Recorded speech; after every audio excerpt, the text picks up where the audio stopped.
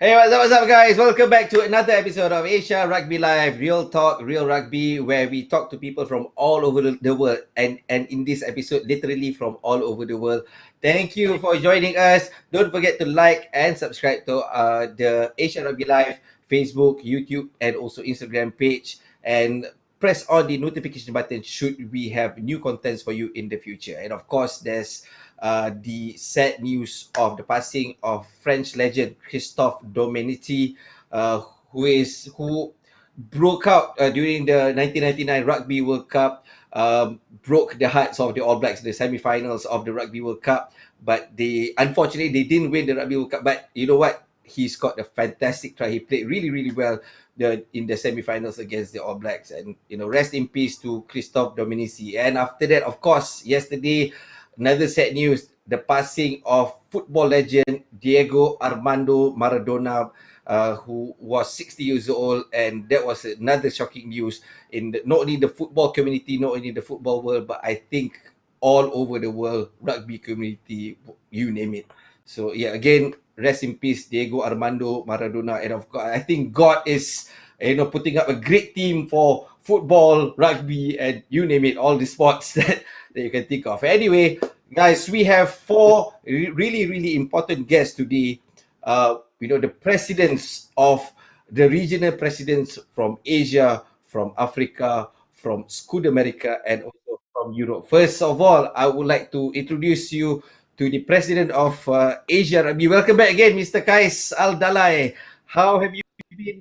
Can you tell us? Can you update the audience? What have you been doing? Within these few months that you've been with us since the first episode. Oh, thank you, Rod.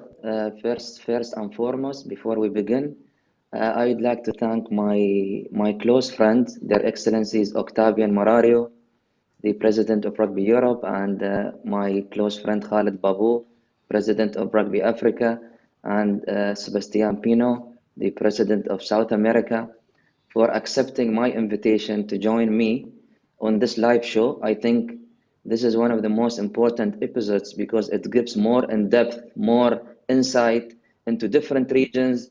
So if you want to talk about regions, this is the right forum, and this is the right people that you will talk to. Regarding my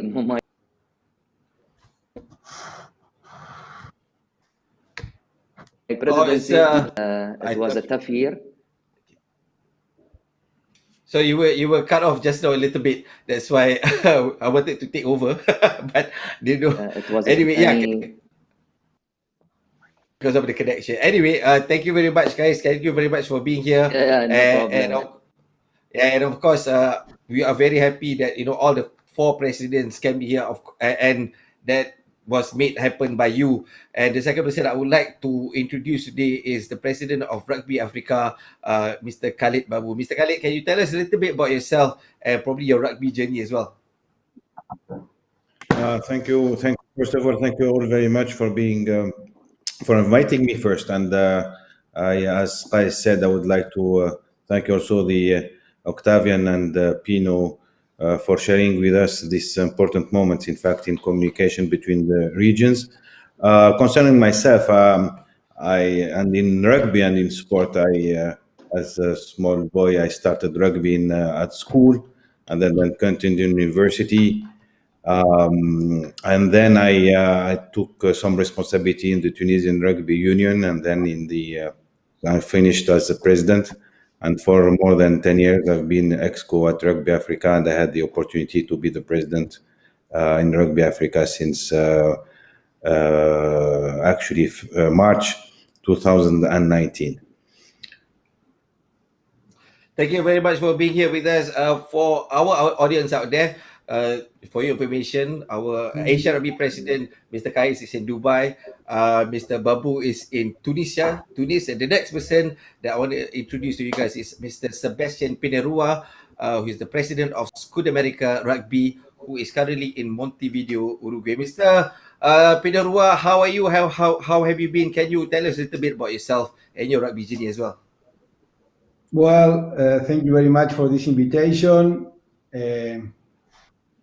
I hope we could show all the regions, and as Kai says, to all the people that are behind the computers. Um, well, I also started playing rugby very young in a school here in Montevideo, in an Irish school, to be more specific. Then I moved to the club. Then I played for the national team. Then I coached the national team. Then I was president of the union, and well, at the moment I am president of South America. So it's a long time in rugby, and well,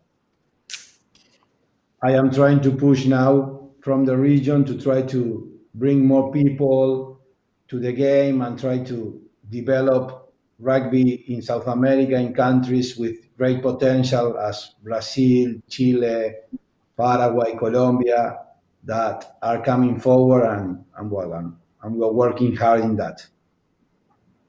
Thank you very much for sharing with us. And I'm sure you were really happy 2 weeks ago when Argentina beat the All Blacks. Yes, very happy here for the Pumas, and well, it's a good thing for the region because, as you know, they are like the mirror for the other teams. Yes, for sure, for sure. And of course, that will inspire, every team in South America as well. And the last person I would like to introduce to you guys is the president of Rugby Europe, Mr. Octavian Morariu. Mr. Octavian, how are How you? do How you- have you been? And how's Bucharest right now? Can you, tell us a little bit about yourself and your rugby journey? Bucharest now is cold. It's winter here, and we had the first frost right this morning, so it's very cold now. Yeah, can So you so rugby if, journey?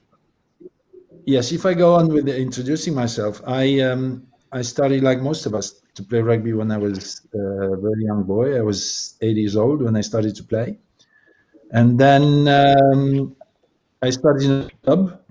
Romania has a club tradition more than a school tradition for rugby.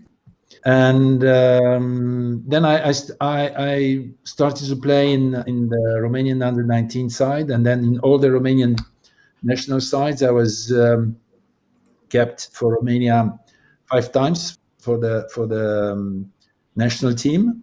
Then I was also the first Romanian to play with the Barbarians on the Easter Tour in 1987. And then I moved to France to play 3 years of rugby in France, where I also was a coach. Then I came back to Romania and I became president of the Romanian Rugby Union, and then Secretary of State for Sport, and then president of the Olympic Committee. And now I'm a member of the International Olympic Committee and also president of Rugby Europe. Romanian, and currently now he's the president of Europe. Thank you very much for sharing with us, guys, Mr. Qais, Mr. Babbou, Mr. Pineyrua, and Mr. Morariu. And of course, guys, I think Mr. Qais, probably you can share with us the importance of having 3 key persons from 3 different continents in today's episode. Yes, well, if you want, as I just said in the beginning of the episode, if you want to look at more insight for each region and what are the strategies and the tools that each president is implementing in his region, this is the right forum. I was thinking to give this opportunity for each president to show to the fans across the world that what do they do in their regions, because Asia is different than Africa is different than South America, and it's different from Europe. Each region has their own culture, their own thinking, their own success stories.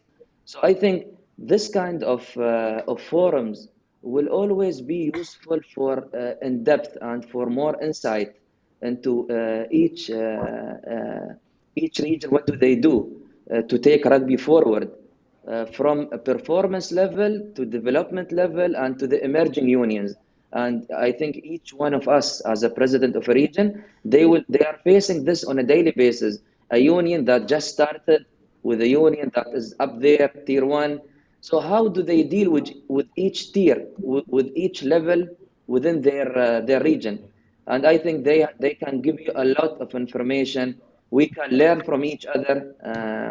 Each one of us always talk to us on the phone. We exchange WhatsApp messages. We exchange emails. So we, as a president, we live as a normal people. We keep communicating with each other because we keep learning and assisting each other.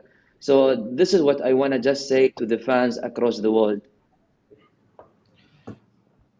And to fans out there, to our viewers, if you have any questions for any of these presidents, please do comment down below, and I'm sure they'll be happy to answer any of your queries, any of your questions. Just comment down below on YouTube, on Facebook. And we'll try to relate to that. The second question is, I would like to ask Babbou about what's your vision for Rugby Africa? Thank you. The vision that we have in Rugby Africa is a vision based on the specificities of our region. It's a fastest growing population in the world, in Africa. We expect that in Africa we double the number of the population by the next 25 years. It's a huge challenge.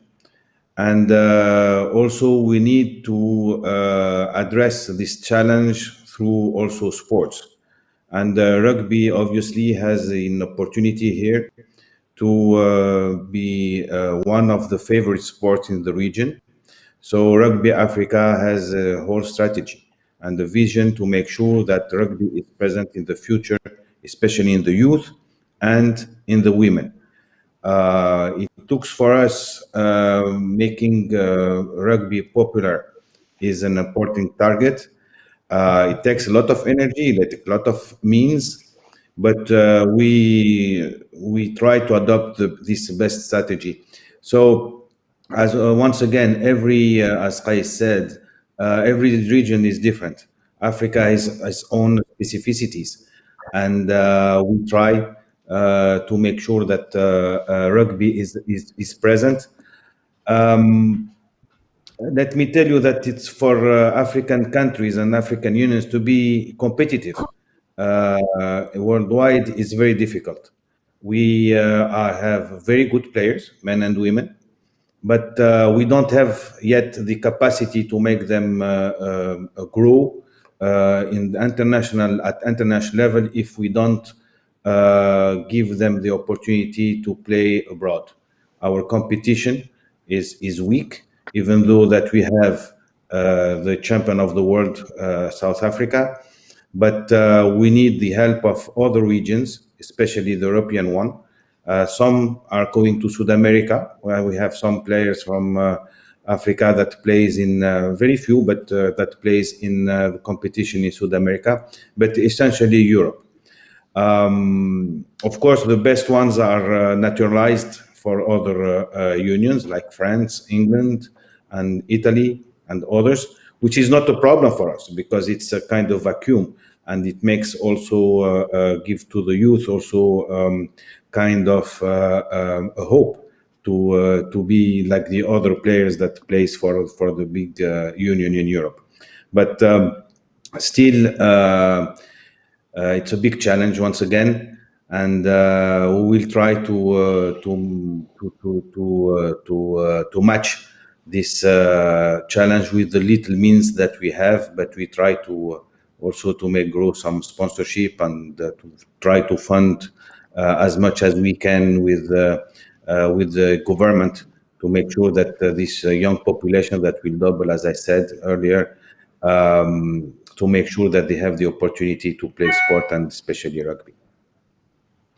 Interesting that you touched about collaboration, but I will touch on that later. Probably I can ask Mr. Pineyrua, what is the strategy moving forward for your continent? Well, in South America, we have a clear strategy that we understand that the competition is the pathway to the players to grow. So we are putting a lot of focus in trying to build a lot of competitions to give the players chances to develop themselves, and also to the unions to be more organized and try to have a calendar that where they could see how to work in all the areas: sport, commercial, communication, etc. In terms of what we want, as I imagine all of us want the same, we are here to try to support the players. And in that way, for us, what we try to do is to give a player the chance to, as we talked before, like start playing in a school or in a club, then try to move forward to a national team or a regional team, then feel proud of playing for their nation. Okay, try to reach their national side and try to make his dreams there. And well, in that way, we are helping the unions to try to do that. We have like two different level of unions: the unions that are involved in our high performance strategy and the unions that are involved in our development strategy. At the moment, we have 6 unions in the high performance and all the others in the development. And for those 6 unions, what we are trying to do is give them a pathway to try to reach that. And well, that is more or less what we are trying to do. Also, at this moment, we are having a lot of players in countries that are new in rugby, like Brazil, Colombia, well, Paraguay, Costa Rica, and the idea is to try to support those countries and try to make the people that are playing rugby at the moment feel happy of what they are doing. Interesting that you mentioned about all these countries because they are quite famous for football. We'll touch on that later. Next, I would like to ask Mr. Morariu about the Rugby World Cup 2023. What can we expect, Mr. Morariu, for the Rugby World Cup? That's, for me, it's quite a difficult but also easy question. Because as I said, I played 3 years in France and I know French rugby very well. And obviously, Rugby Europe is a French-based association. The French were the first great contributors to the association when it was founded in 1934. It was called then Fédération Internationale de Rugby Amateur. So I really expect to have a great World Cup in France. France is a great rugby playing country. Everybody knows that. It's not only a great rugby playing country, but it's also one of the largest markets for rugby. Together with England, France provide more than 70% of the global revenues for rugby. So I'm sure our French friends and colleagues, as they are members of Rugby Europe, do their utmost to receive people and supporters from all over the world to this fantastic competition. I know the stadia, I know the logistics is just great. And obviously the French are so keen on rugby, so we can expect a lot of enthusiasm and a lot of participation from the local crowd also. Thank you for that. And I'm sure everyone is excited about the Rugby World Cup 2023, and I'm looking forward to the Rugby World Cup, planning to go there as well. Who knows? Anyway, the next. May I add something else? May I add something else to this? Sure. On top of this, and here I come back to President Babbou, French and Rugby Europe together are staging a development program from Europe around the Rugby World Cup 2023. And I'm happy to invite in this program also our friends from Rugby Africa to join us and take benefit and take advantage of all this development. Thank you, President Morariu. Thank you very much. Yeah, appreciate it. Oh, thank you. That's what this show is all about, creating friendships, communicating, sharing your thoughts and stuff like that.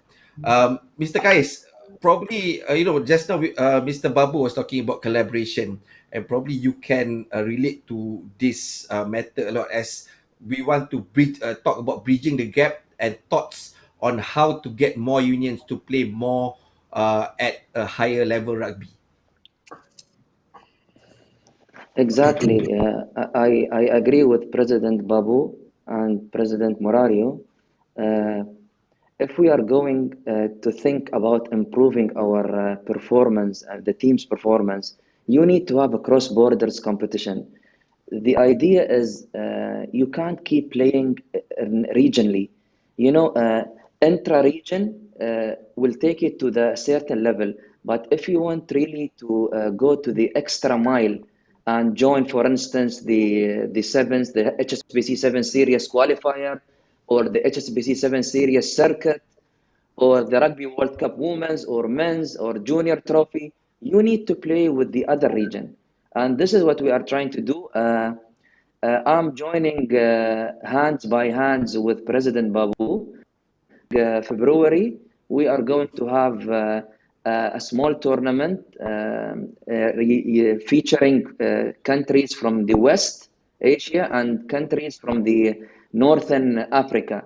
So this is a sevens tournament. It will be held in Alexandria in Egypt. So this is this kind of collaboration what we are working on, and I'm also working with Pino to have a performance, a professional sevens tournament in Chile or in Uruguay sometime next year.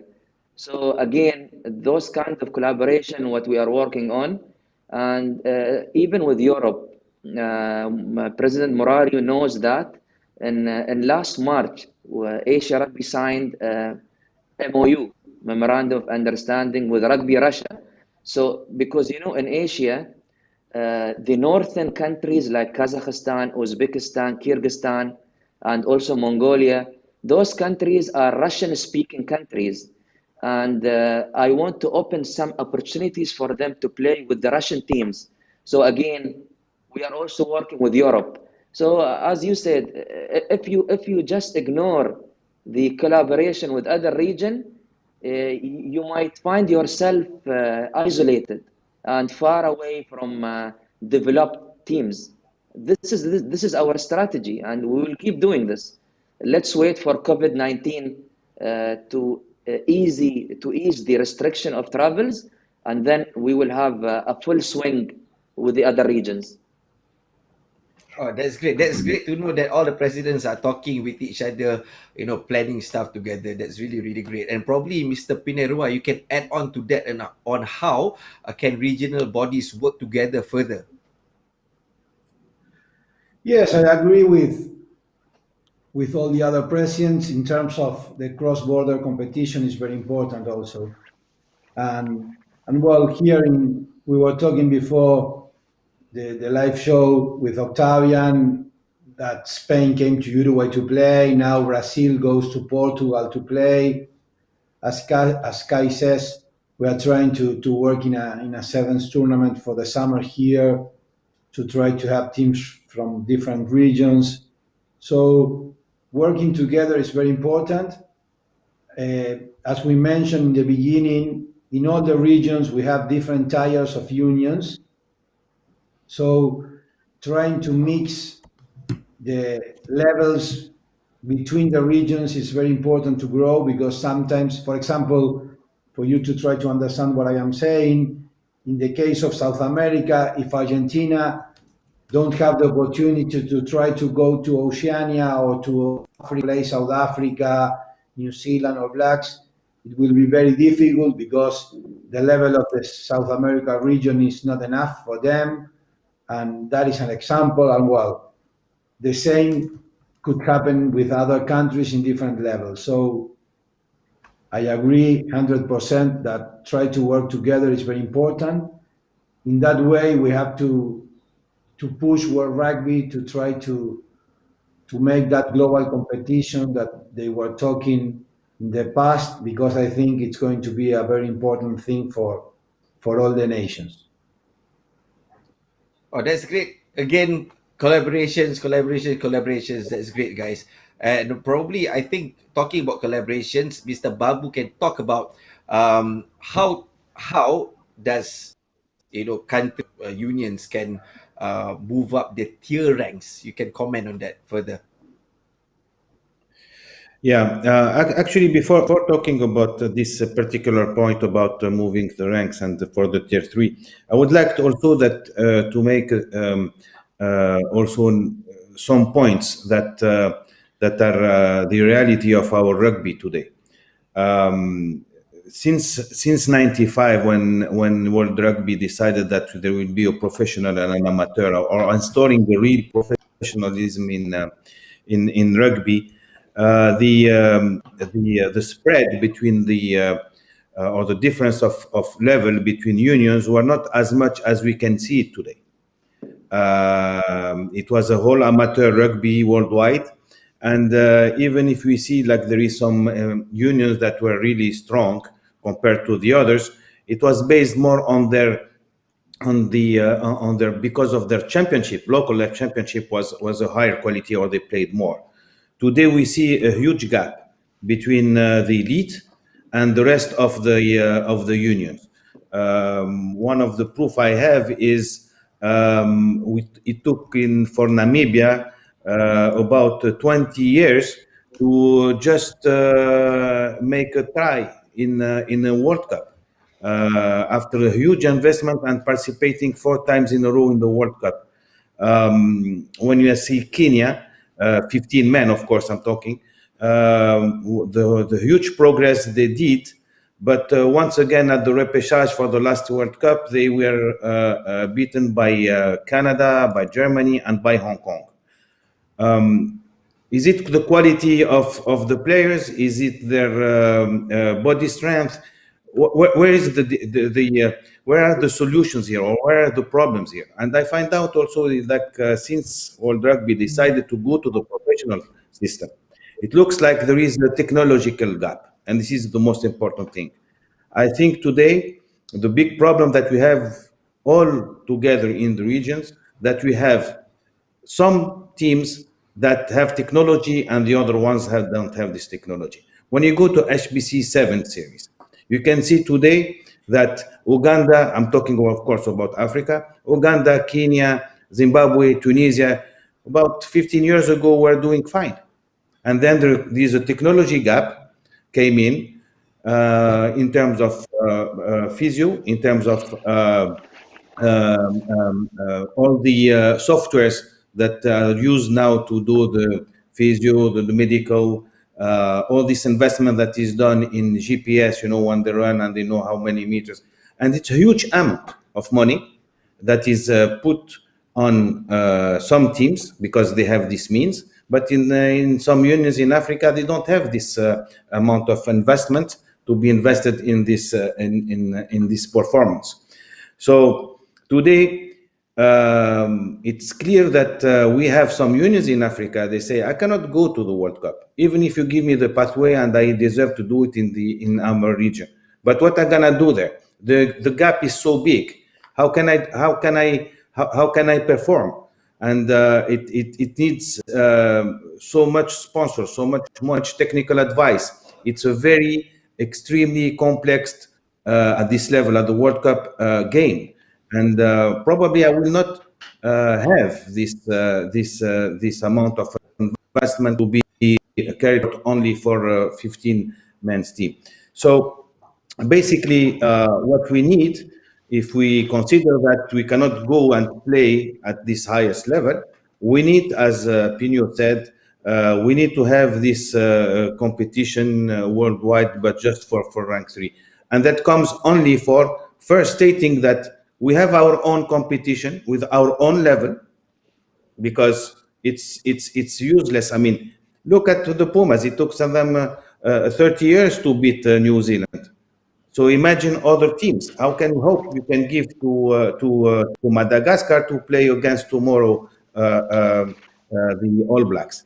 It's something that is almost impossible. They cannot even imagine it. But if we all together work on, as I said, Pino and Pino said, a competition that goes from tier 3, sorry, and have a real pathway to go to tier 2, then probably we can attract more unions to invest as much as they can, but at least they have some time for the game and some time for the competition, knowing also that we need this international competition to go to the next level, because they always plays against each other.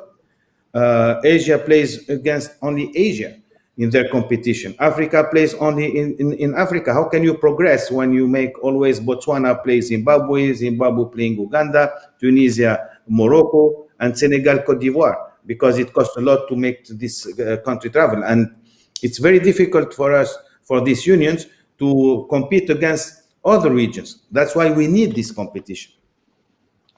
That's basically a few points that I'm talking about this tier 3 pathway. I think one of the key elements there is financial stability. Probably you can comment further on how unions can have financial stability. In Africa, financial stability is not easy, because first, the vast majority of the unions rely on government funding, few sponsors, and moreover, it's sometimes governments go through crisis, and they don't and they use also to put on the same amount of money over the 20 past years, because African countries go through very deep economic crisis for 20 years, and they cannot afford to pay more, especially because the population is doubling, as I said. So to find financial stability is not easy, but we can tackle this by only one strategy, which is a good governance. When you have a good governance, you can reach a better financial stability, because then you can attract more from the government, and you can attract from private companies and from sponsors, and from also the funders of rugby in the world rugby, because world rugby also go on this level, high level of good governance. Mr. Morariu, probably I think in terms of rugby Europe, rugby Europe is more financially stable. What are the strategies on making that that financial stability? We, as all my colleagues, we have a very important part of our budget that comes from World Rugby, which is, I would say, our main sponsor today, and we need to recognize that funding is extremely important. In Europe, we tried, and I think we succeeded in the last 3 years to reshape the competitions. Why? Because competitions are the products. This is what we propose to the media, to the public, and this is where we can get financing. So we completely reshaped the Rugby Europe Championship, and we established some while ago a Rugby Europe 7 series. These are our two main products, and to promote them, we created 5 years ago Rugby Europe TV on streaming, of course. And everybody in Europe, or all the world actually, can watch all our competitions on Rugby Europe TV. It was a major investment from our part. We work closely with the union members to make this happen, to make this possible. But that's a fantastic tool of promotion, and also a fantastic tool to secure financing.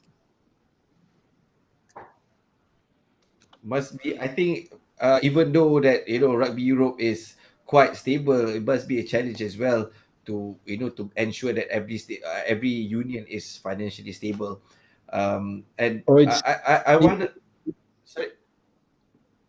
It's a challenge. It's a challenge. Yeah, it's a challenge. It's always a challenge, because we have say more larger unions, even if they are not first tier, like Spain, Portugal, Germany, Romania, Russia, Georgia. These are quite stable and strong and well established unions. And then you have smaller unions in Europe, very small countries, and they struggle. And there are fantastic people there. They do this with passion, with love of rugby, and many of them also count on the government financing like in Africa. So we try to support them also in this approach with the governments, with the national Olympic committees, for them to secure financing as good as possible. That's great. Thank you very much for that. Thank you very much for sharing that. And probably you can add on, since rugby in Europe is slowly getting back into action, what is the current effort being done for return to play in Europe? Well, we had quite a severe pandemic in Europe for a couple of months now. Summer was a bit quiet, or more quiet. Most of the unions could return to play, and they played during that period of time. Most recently, there's very few competition in Europe. Amateur competition is stopped, and only the professional leagues are having their games. In some countries, apart the Six Nations, there are professional leagues, like in my country, in Romania. So they go on playing, obviously with a lot of restrictions. We envisage a return to play next year, a full return to play next year, obviously, and we've just had a meeting 1 week ago with all the major unions to see how we can reshape the competition next year. We have 3 scenarios, as I said, and we will choose one of them by mid December. But it's a tough job, and really, once again, the unions really do their utmost to ensure continuity even during this period. And most of them have also financial difficulties. Therefore, Rugby Europe, we established an emergency fund, a solidarity fund, out of our reserves, in order for them to be able to bridge this period and go back to the competition. Oh, that's great to hear, and hopefully rugby can get back to full swing by next year, because everyone misses rugby, right? And I think we have some Facebook questions. Can we cue the questions now? Okay, there you go. This is from Ghazi Jomari. What has been your most effective retention strategy for your smaller unions, especially creating attractive pathways for players to become coaches or match officials, etc.? This is from Ghazi Jomari, and he's from Brunei. Probably Mr. Qais, you can answer that question. Yeah, well, we at Asia Rugby Executive Committee has created a funding program for each union that is linked to the retention strategy, because always talking about growing the game, big numbers, women's and men's, that's not the end of story. The end of story is when that boy or girl has reached their national team, represent their country, or else they decide to go for referees or coaching. So what we have done is, we as Asia Rugby is providing funding for emerging unions, the likes of Brunei, others, to help them develop their human resources, either coaches or referees or administrators. We have women's forum every year where a lot of women came across Asia to one destination. We have a super weeks over 1 week. We have different courses.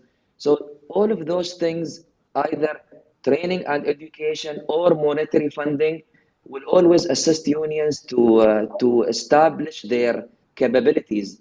The capabilities of a union is not only a president or board member or a national team. It is also their human resources.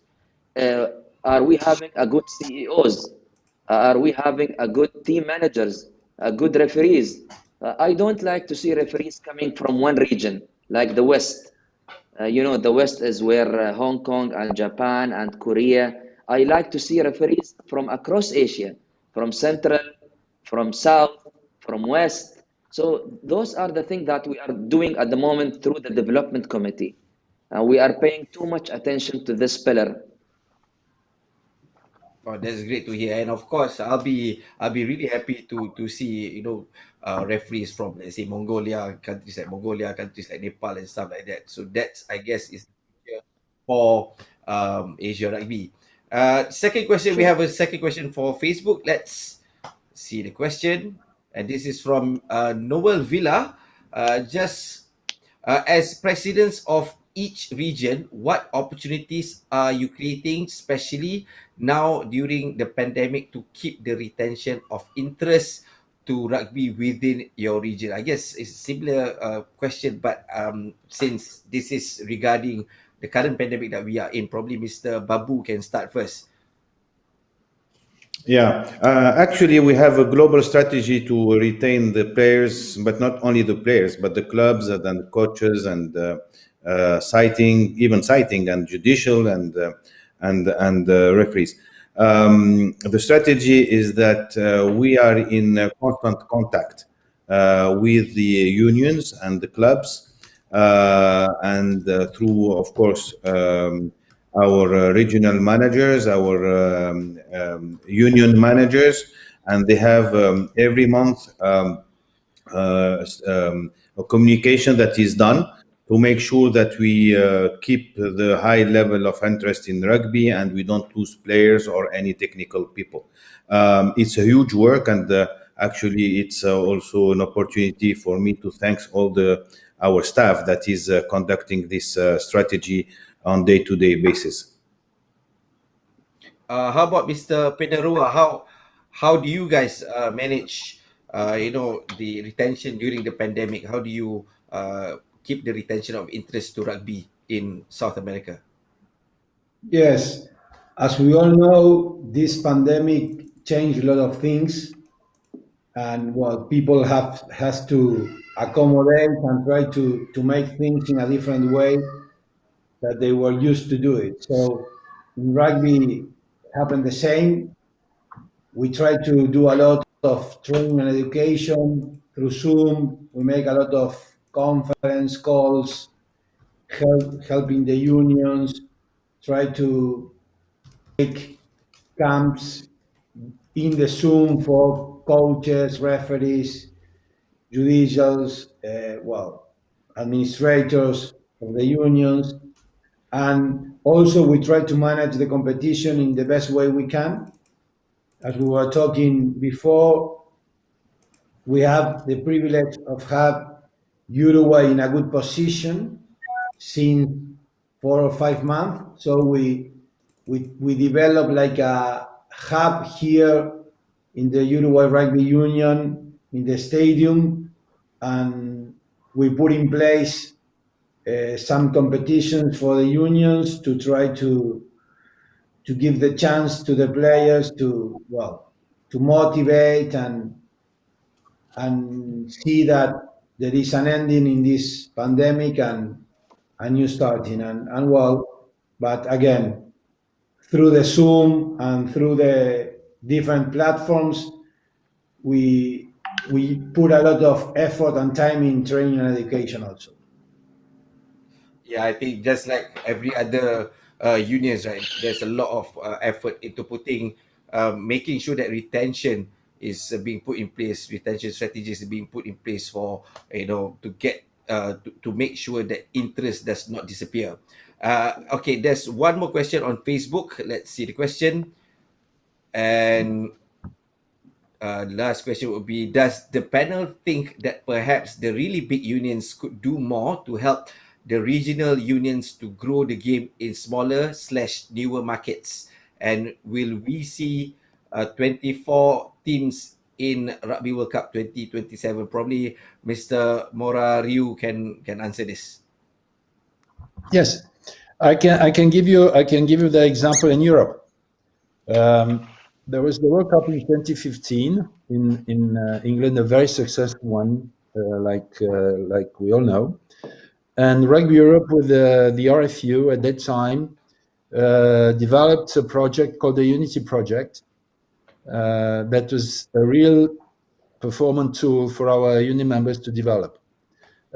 Each county in RFU established a partnership with each union member in Europe So, and for a long period, there was a lot of expertise that was transferred from the RFU to our members, and that was a great program. This program will be repeated with the French Federation for the Rugby World Cup 2023 in slightly in a different manner, but that's the purpose. That's the main purpose.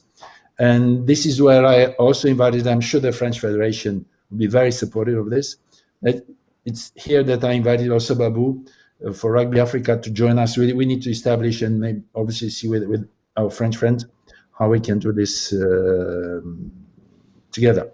So now coming to the question of 24 teams in the World Cup. Well, that's in a certain way a challenge, because like Babbou said, first we need to raise the level of more teams in the world to be able to have 24 competitive teams in the World Cup. And this is the challenge that is ahead of us. And I'm happy to see that in the World Rugby Strategic Plan there's a big provision of that, of inclusion and going and find new markets. And I think this is the way that we need to, this is the pathway we all need to go down. And I'm confident that working hard together, the regions between us supporting each other, will eventually manage to raise the level of the game. Guys, gentlemen, thank you very, very much, to share all these views, all these, things that a lot of people are asking all around the world. Thank you very much for sharing this with us. And of course, I've had the pleasure to host all of you guys, and it's really great for me. Thank you very much for being here, from Dubai, from Tunisia, from Montevideo, and also from Romania. Again, Mr. Qais Dhalai, Mr. Khaled Babbou, Mr. Sebastian Pineyrua, and Mr. Octavian Morariu. Thank you very much for being here. And to those out there, to our viewers, make sure you like and subscribe to Asia Rugby Live, and don't forget to press on the notification button should we have new contents in the future. I'm Rod. Till then, see you guys again on Asia Rugby Live. Take care and good night.